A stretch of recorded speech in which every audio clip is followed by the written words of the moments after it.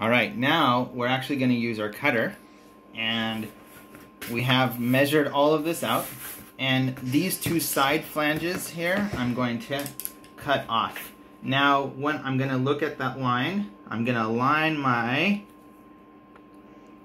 ruler here, and I'm going to cut lightly one time, cut lightly a second time, and the third time, what that does is that creates a bit of a, well, I guess I cut lightly enough to go all the way through, but I don't need to try to cut it the first time.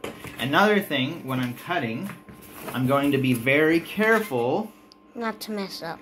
Not just to mess up, but I'm going to be careful. Where are my fingers? If I put my finger here, I'm going to cut my finger. So I need to really be careful to notice where my fingers are before I cut. I'm going to cut lightly, and I'm going to cut lightly. And that gives me my side flanges. Now these two lines right here, I'm not going to cut. What I'm going to do is score.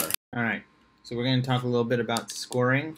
So in this case, I have my blade right here, and I don't want to use the blade cuts. So I'm going to pull it all the way in. I'm going to make sure the blade is not sticking out, and then I'm going to use this part, like one of these edges, to score.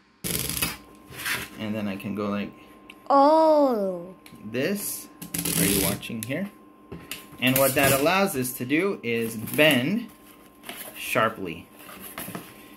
Alright? And so now what I need to do is I need to make the sides.